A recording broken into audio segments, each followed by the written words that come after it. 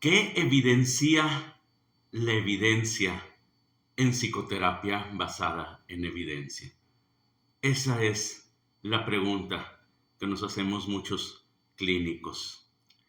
El día de ayer, en un seminario, en una clase, estábamos precisamente viendo el tema de la psicología clínica basada en evidencia y cómo toda psicología clínica debe ser basada en evidencia para que tenga validez científica. Un dato interesante es que aproximadamente en el 2019-2020 existían alrededor de 400 corrientes terapéuticas o 400 tipos de terapia. De estas 400,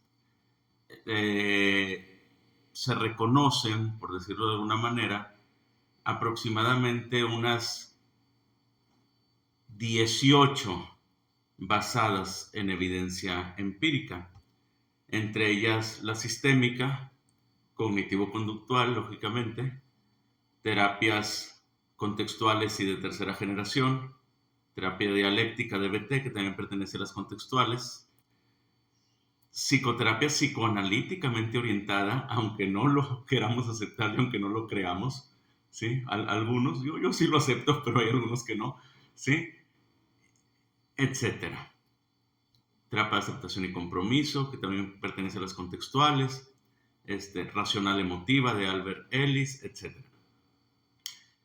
Y si hacemos un metaanálisis de todas estas terapias basadas en evidencia, acordémonos que un metaanálisis es el estudio que se hace analizando diferentes datos arrojados por diferentes investigaciones. Hacemos el metaanálisis de tal manera que de todos estos datos sacamos una conclusión hipotética y una hipótesis que concluimos y una estadística. Lo interesante en un metaanálisis, fíjense qué interesante. Lo interesante al hacer un metaanálisis de estudios de psicoterapia basada en evidencia es que cada uno de estos estudios te arroja evidencias distintas. Por eso la pregunta inicial. Entonces, ¿qué evidencia la evidencia? Porque resulta que cada tratamiento me arroja evidencia de mejoría, pero una mejoría distinta de acuerdo al tipo de intervención, pero sobre todo a la subjetividad del cliente o del paciente. Entonces, una pregunta que necesitamos hacernos es, ¿qué evidencia busca el paciente? O sea, ¿cuál es el área de mejoría en la que el paciente quiere estar mejor, valga la redundancia? Y luego, desde una perspectiva clínica, entender si esa área en la que el paciente quiere estar mejor es realmente el área en la que necesita estar mejor. Porque normalmente el deseo no va ligado a la necesidad necesariamente. Y ahí es donde empieza una disyuntiva muy interesante en la psicología clínica. Porque probablemente lo que la evidencia me demuestra en lo que el paciente mejora no es necesariamente en lo que el paciente quiere mejorar. Y la siguiente pregunta es, ¿en dónde va a haber más plenitud en el paciente? ¿Mejorando lo que necesita mejorar de acuerdo a la evidencia empírica o mejorando lo que él quiere mejorar de acuerdo a sus emociones y su existencialismo? Y de aquí se derivan dos tipos de evidencia o dos tipos de análisis, que es el análisis cualitativo y el análisis cuantitativo. Es decir, yo quiero mejorar en calidad o mejorar en aspectos concretos cuantificados, porque no necesariamente es lo mismo, aunque pudiéramos pensar que sí, o aunque se pudiera pensar de que si mejoro, si reduzco la cantidad de síntomas, me voy a sentir mejor. Es decir, si Si mejoro cuantitativamente, voy a estar mejor cualitativamente y no necesariamente. Yo ayer en esta clase les ponía un ejemplo. Viene un paciente con síntomas de ansiedad o con sintomatología de ansiedad, lo llevamos a un proceso psiquiátrico, lo canalizamos a un proceso psiquiátrico complementario con la psicoterapia, le empiezan a dar fármacos, empiezan a disminuir los síntomas de ansiedad, pero el paciente presenta un malestar físico, orgánico, debido a los efectos secundarios del medicamento. Somnolencia, a lo mejor algo de dolor de estómago, dolor de cabeza, a lo mejor se disparó un poquito algunos síntomas de depresión, etcétera. Es decir, hubo aspectos que se dispararon en el paciente a raíz de tomarse el medicamento. Y si bien es cierto que los síntomas ya no están, ahora hay otros síntomas. Y la pregunta aquí es, ¿cómo te sentías mejor con los síntomas anteriores o con los síntomas actuales? Sí, porque pues sí, tenemos evidencia empírica de que los síntomas disminuyeron cuantitativamente, pero probablemente aumentaron cualitativamente. Y esa es la gran pregunta que se hace el psicólogo clínico.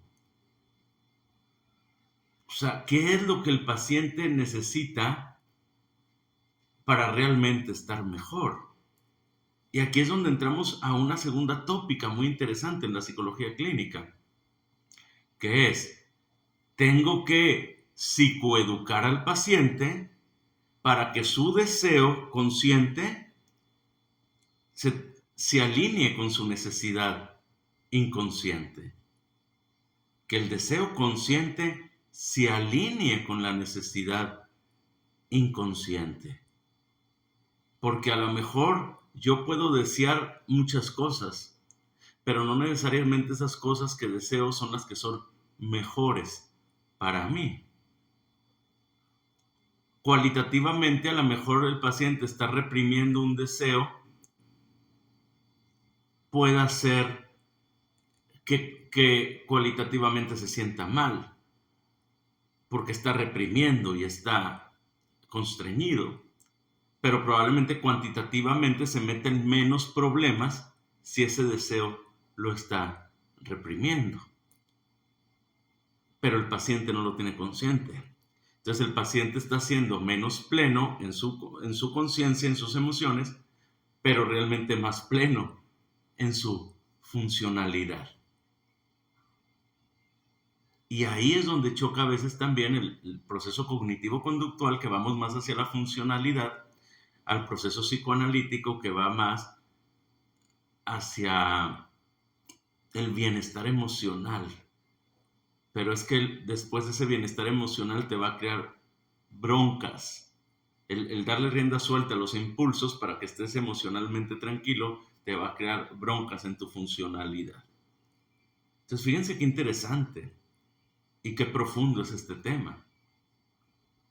De aquí que lógicamente, y eso es clarísimo, ¿verdad? Aunque todavía hay muchos que se resisten mucho a esta idea o a esta aseveración, es que lógicamente hay un tipo de terapia o de intervención de acuerdo a cada subjetividad del paciente. Tiene mucho que ver con qué resultado es el que queremos evidenciar. Cualitativo, cuantitativo, síntomas, angustia, funcionalidad, resultados en algún área en particular de la vida.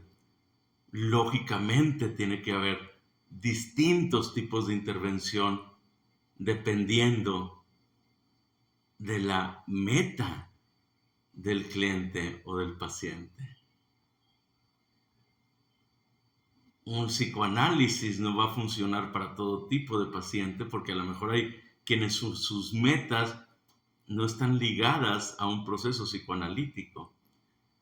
Una terapia cognitivo-conductual, si bien es cierto que es la que más evidencia cuantitativa, empírica arroja, sobre todo las de tercera generación, también es cierto que a lo mejor hay pacientes que no necesariamente están buscando esa reducción de síntomas o, o ese manejo del síntoma, sino más bien un autoconocimiento más profundo independientemente del síntoma.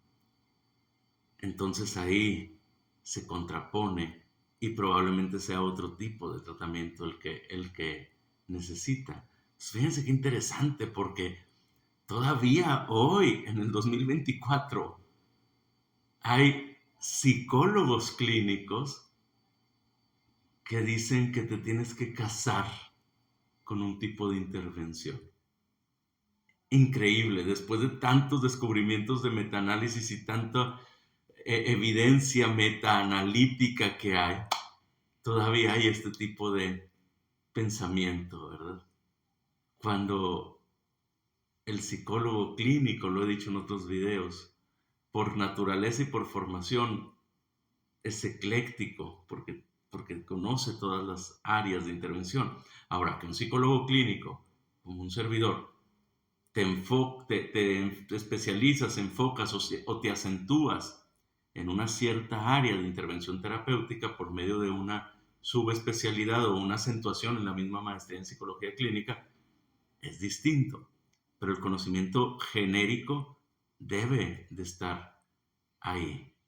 Porque precisamente en nuestro diagnóstico, que es uno de los quehaceres principales del psicólogo clínico, es donde vamos a determinar cuáles son estos elementos del paciente clínicos, metas de tratamiento para poder canalizar hacia el área correspondiente.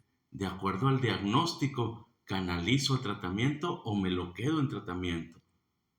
Pero tenemos que partir de un diagnóstico que parta de lo genérico, de lo general a lo particular. Fíjense qué importante es esto.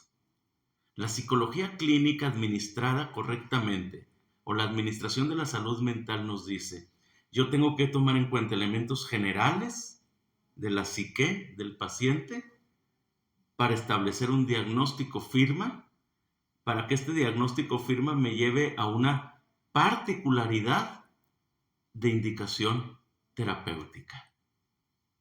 Y fíjense lo que hacen muchos psicólogos allá afuera, muchos colegas allá afuera. Yo quiero establecer mi estilo, mi formación, mi metodología de psicoterapia individual para solucionar una generalidad. Imposible. Porque yo no puedo aplicar mi particularidad de mi intervención a la generalidad del paciente. Más bien, de la generalidad del paciente, yo obtengo una particularidad sintomática y de acuerdo a esta particularidad sintomática se refiere a un tratamiento particular. Sumamente interesante. ¿Qué evidencia la evidencia en psicoterapia basada en evidencia? Me dio gusto saludarlos. Nos vemos en un próximo video. Hasta luego.